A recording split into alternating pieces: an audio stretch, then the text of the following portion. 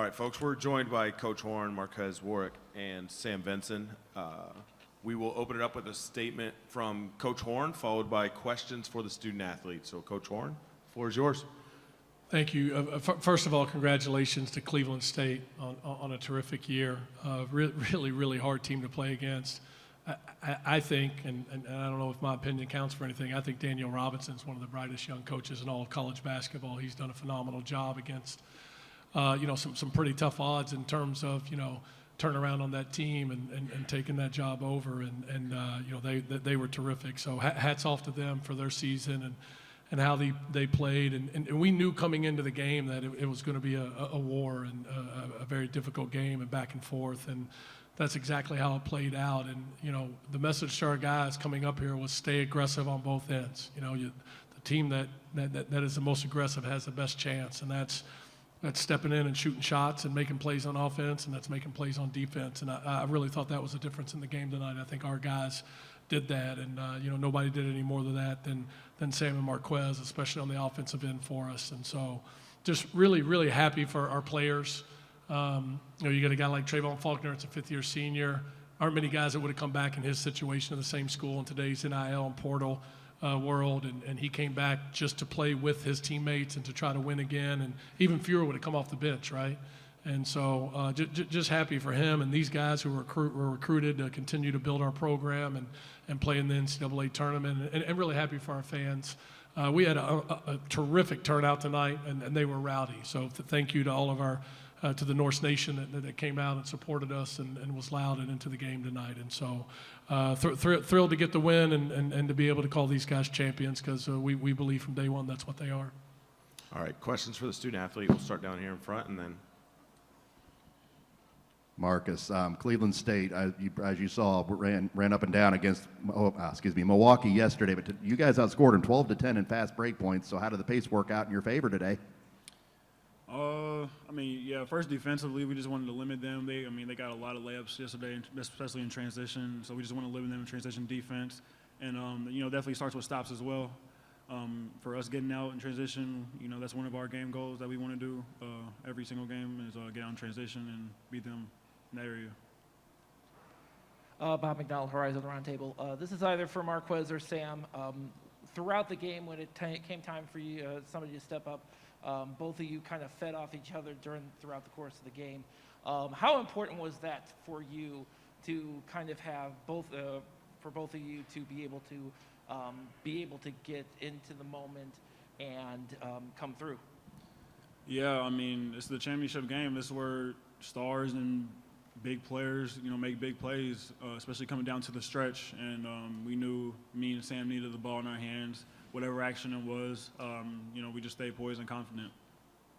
Sam? Yeah, our team needs me and Marquez to go out there and make big plays. And when I see Quez, go make a big play, it gets me going too. When he sees me make a big play, it gets him going. So we kind of just feed off each other, and we're just looking for shots, getting our actions going, and just finding open shots. Marquez, yesterday after the game, you kind of had that same intense stare where, I could tell you were just looking ahead. You were, ready for this championship game. But here we're sitting here now. Are you at least a little bit excited? Is there something in there? All right. I just want to make sure. Yeah, I am. I've been on winning teams all my life. But this is definitely the biggest stage I've been on, and obviously the best win I've ever had. And, I like, in moments like these, I always keep cool, calm, and collected. So I'm excited.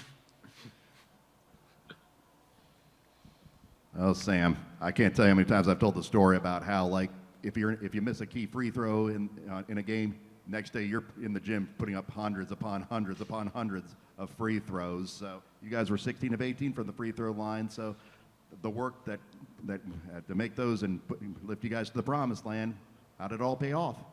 Yeah, all hard work paid off. We started in the summertime, getting after it all summer long, all fall long, getting in with the coaches, extra work, extra shots.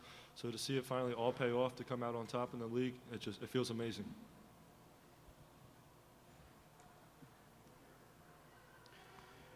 Both guys, and I'll eventually get to coach when your time's open, but I wanted to talk about the shot by Rhodes with the shot clock running down. He really didn't know how much time was. Did you guys yell at him, or? And then when the shot goes in, what did you guys think? Because it was a big shot and a key moment because it was a little bit of a back and forth stretch there. Yeah, I don't know what happened, how he got the ball, but I saw him dribble out, and I was the closest guy up top, and I said, shoot it. It was like, I didn't know how much time, but I looked over, it was 4, so he shot it. I mean, that was a big shot. I think we were up by 3, and then we led by 6, so that was a really big shot. Sam, thoughts on that? Yeah, I mean, he got that offensive rebound, and there was probably, like Quez said, 4 seconds left, and he was dribbling it out, and then we were just screaming at him, 3, 2, shoot it. And when he shot it and it went in, the crowd went crazy, the fans went nuts, and it was just a huge shot, and we went down and just had to play some defense after that. Okay, for either of you, I want to say it was 2014, San Antonio won the NBA championship. The year before, they had Miami beat but didn't get the job done. Similar to you guys with Wright State last year. Well, put it this way, when San Antonio won the title, Tim Duncan said it made the previous year okay. How's that feeling for you guys right now? I mean, it was just unfinished business. We came in with a chip on our shoulder. I told some other people that, June 1st, 2022, that's when we really started working. And we knew we had a good group of guys come in, a lot of guys returning. I knew we were going to be top of the league, but that didn't really matter until March. So, we worked all year. But like I said, a chip on the shoulder. We knew every team we played was going to get their best shot. Sam? Yeah, just like you said, unfinished business. Trayvon was over here last year in this moment, and he said, we'll be back. And that's what we are. We're back, and we came out on top this year, so it just feels great. Anything more for the student athletes? All right, guys, go celebrate with your teammates. Thank you. Quest. That's you? All right, questions for Coach Horn? So you talked about the war last year with Wright State, and going into this game, you and Cleveland State were pretty much evenly matched, same overall records, same conference records, beat higher seeded teams to get to this point. Certainly some similar defensive philosophies. What did you take away from last year, as well as kind of the 2 games that you played Cleveland State, and applied to this particular game to get over the top? Yeah, I mean, not a lot from last year, to be honest with you. It's a new year to me every year. We won it this year. Next year, we won't talk about winning it, this year. We'll talk about the new year that's coming up and the new team and the new schedule. And so not a lot there with that, in all honesty. From my perspective, the players maybe a little bit. And then in terms of Cleveland State, I mean, hey, we've got a ton of respect for their team. As I said in my opening statement, we know how physical they are, how good Tristan Anara is.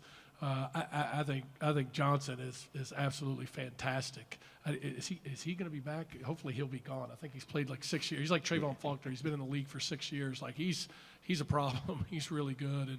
And as I said, I think Danielle's done an awesome job getting those guys to buy into how they need to defend. They're a much better defensive team this year than they were last year, and they made it hard on us. And so we kind of knew that going into the game. I don't know that there was a lot of stock taken from either of the first 2 games as much as we wanted to play really well tonight against a very good team. Yeah, Coach, I've been talking to high schoolers as well about the song "Leave Me Breathless" by the Coors Group, and I mean, obviously this today, especially the block, I think was maybe Chris Brandon had it. I can't remember who had it off the top of my head down the stretch. I mean, just talk about how throughout basketball seasons you're going to go through ups and downs just like in life, but to weather the storms and be where you're at right now, just how gratifying is it? Yeah, I mean, I'm really proud of our guys. They're the ones that are out there playing through the adversity. And, you mentioned Chris Brandon's block. Again, I think he's as impactful for what he does as anybody in college basketball. Definitely in our mind, an all first team defensive player. But we had 7 blocks and 14 steals tonight. So, definitely won the game in our mind on the defensive end, which is who we need to be our best. Darren, I was watching the end of the game. Your wife was quite nervous the last 30 seconds or so. It's been 15 years since you were in the NCAA tournament. What does this mean to you and to your family?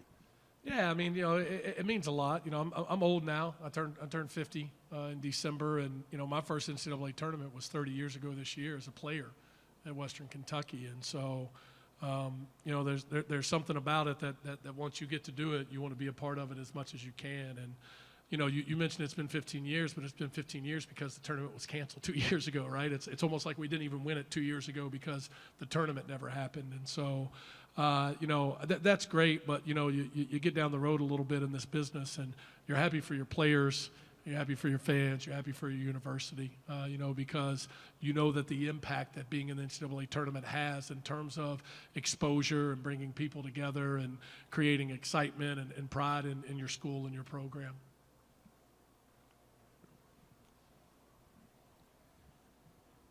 Darren, you kind of mentioned in your opening statement about your fan base and everything. There's been a lot of conversation leading up to this tournament about some people wanted to go back to campus sites versus neutral and all that, but Northern Kentucky fans showed up today. It seemed. Can you just talk about what that means for you and your program and all those things?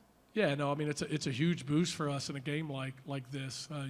If nothing else, I think it creates a championship atmosphere, and I for one think that the Horizon League has done a really good job. Led by Julie to try to make this thing in a good tournament atmosphere. And, those quarterfinal sites, like you've got that feeling that, hey, man, if we win this one, we get to go to Indy. And so, I think there's a lot of work that's being done by Julie and her staff to continue to build that with local people coming to the games. And to me, it's, we've been fortunate to be here, every year. And I think it gets a little better every year. Coach, number 13 hit a lot of jumpers throughout the game, but in the last 5 minutes he missed several. So did NKU do anything differently on him at that point to affect that? Or? Yeah, I don't know. Prayed harder, I guess. Like that Tristan Enara can really play. Like individually, he's a real matchup nightmare. And so I thought we were really aggressive with him, but like some of those shots he hit, like that we have to live with. He's that good of a player. You guys won the conference championship in 2020, but weren't able to play in March Madness because of COVID. What does it mean to finally win the conference championship again and get to play in March Madness? I mean, it's huge. And, Trayvon was our only guy on that team that's on this team. But, one of the hardest things that I've ever been a part of as a coach was having to tell that group that the tournament's canceled. You're not going to get to play in it.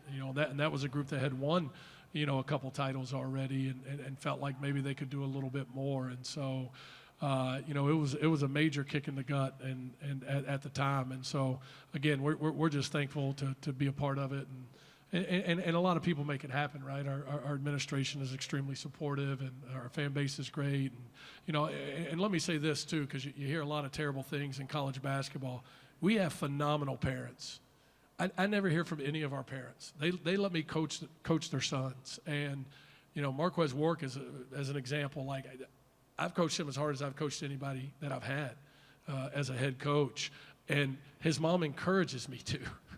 She wants me to. And so a big part of what you see is that these guys let us coach them. They let us coach them, and they respond to it. And, they're the ones that make all the plays, and then they definitely did it tonight. And so I'm just really happy for them.